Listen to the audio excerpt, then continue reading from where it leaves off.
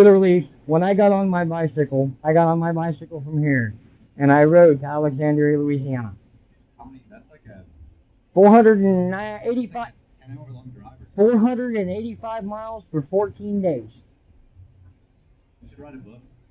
No. Just a cool testimony. I mean, or tell your story. I mean, it's on there now.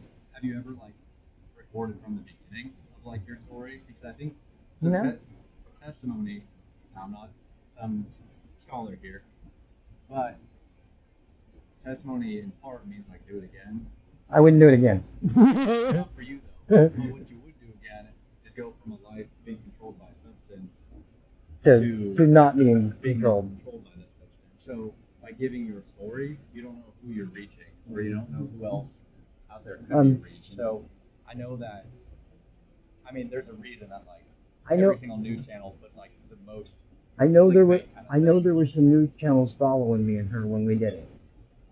Oh, when you went down to... Yeah. I know up until Arkansas, we had somebody reporting on us. And it was because some of the advocates out here didn't like it that we were taken off. Yeah. But they knew I needed to go, and they realized now it was a good thing he went. What if you were to create a video on your testimony? Just kind of, I know that there's bits and pieces of it, and I think maybe that's because it's got close to your heart, and you've maybe got numb to the importance of it. Whereas if you actually gave your testimony and a sit down, you don't know who you would reach.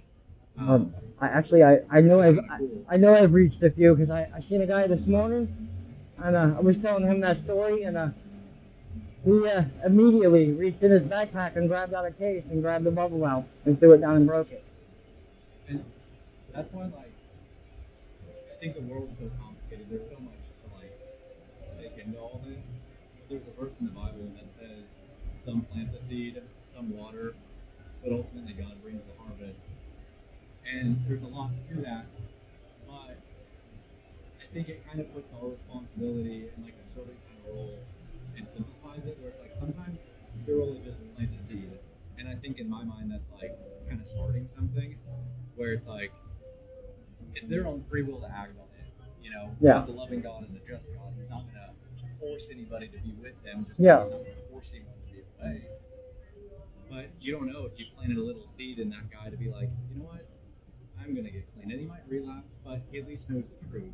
And you're right. I mean, water, which is encouraging, but ultimately it's their heart position for God. And it's just, because that's the only... I hope that he stays clean. I do, for his sake. Because he didn't look too good this morning, but... I mean, I would encourage you to just... There's another verse in the Bible that my wife, she grew up rough, and her dad was a bad man, and, without getting into her story, but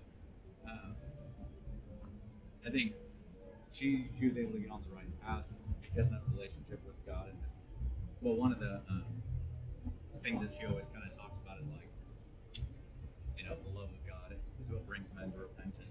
So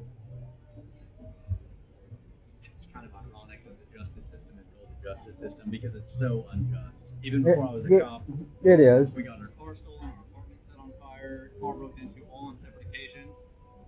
They wouldn't pursue charges. My sister and I were homeless longer than the guy spent any time for any punishment. You were really homeless. We had no place to live. Yeah, it was what do we do? I mean, my family wasn't here. We had nothing. So, it's I'm not putting my faith in the justice system, and I'm not saying that any reform is going to come from the justice system. It's a personal level.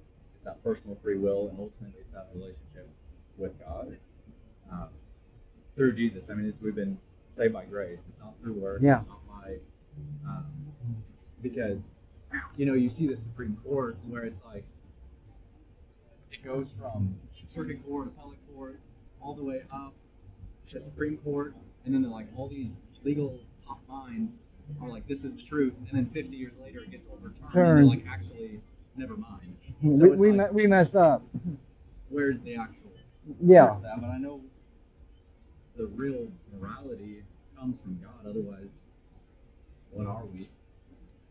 It's treat people right and That's the main thing. I mean, Yeah. Do you have faith or anything, or how do you?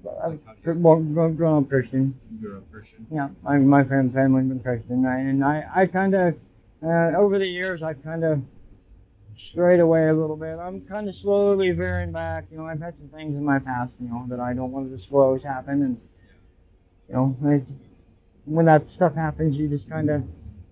I mean, I'm slowly working my way back around. Yeah. I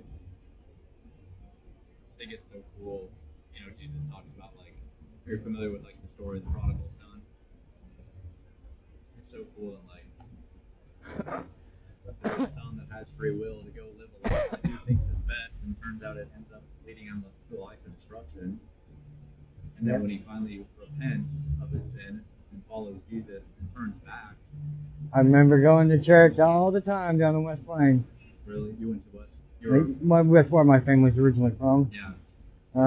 But the church I actually went to, my uncle donated the property for the cemetery, and made stipulations on it that no matter who it was, they could be buried in there if they wanted to. If they come driving through and died, they could be buried, and nobody can be turned down. It's kind of neat when stuff, you know, is put on people's hearts. That's where my aunt's buried at. She was stillborn. My dad's there. My grandma and grandpa. It's a broken, unjust world. You know, it's not gonna. Even in my age, I've been through a lot of heartache and had to deal with some things some people should never have to deal with. I mean, nobody should ever have to watch their dad commit suicide. Unthinkable pain. Yeah. Day to day, I don't think about it. Day to day, I don't think about it. Because you love it. Just like my grandma and grandpa. I mean, I don't know, I've done some shit in the past that they didn't like, and I've owned up to it. I took responsibility for my actions, and they still love me. To this day, they still love me if they were here. So. Yeah, in a moment. Well, I probably would have let you get back to work. That way you don't get in trouble. It's not really much going on right now. It's not 2 days. I mean, it's been kind of quiet. It was kind of nice. I didn't really want to call for that, but I didn't like seeing the hands. I didn't like seeing the hands fly. No, you shouldn't. Because, I mean, he could have knocked her down. She could have broke her neck. You know, anything. I mean, something could have happened. Yeah. And I would like to see that she gets help, but it's like. I mean, she literally was telling him to get the fuck away from her, leave me alone, and he wouldn't do it. And nobody else wanted to do anything. I'm going to stand up and do the right thing. Honestly, after kind of doing this job for just a few years, it's really made the Bible make more sense. Kind of like that day was sweet on South in the McDaniel over there when the kid got hit on the bike. If I wouldn't have went back and looked at my video, the guy probably would have got away with that. I went back, my camera ran out of storage room, so I went back to look at the video, and I'm like, oh, he didn't stop. He ran right through it and plowed him over, and Sweet overheard me, and he goes, look, can I see it? I'm here. He goes, here's the report number. I'm like, sorry, I know it's going to be more paperwork. And he goes, I want you to file it. Well, I mean, that's the right thing to do. Like, I don't mind a bit of paperwork. That could have been me. That could have been my old lady. That could have been the little 2-year-old that wouldn't have hit the windshield. He would have been underneath of it and dead. Yeah, I don't know. I just encourage you to keep recording. Like, keep doing what you're, you kind of feel like you're called to do. But I just encourage you to, I don't know, don't get too caught up in the religion side of it. Like, ultimately, it's a relationship. Somebody told me one time, kind of made it like a friend comparison.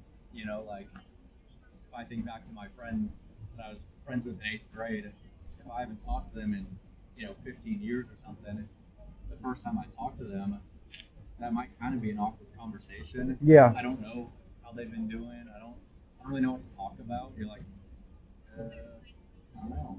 But the more that you talk, the more that they become part of your life, that's when you start to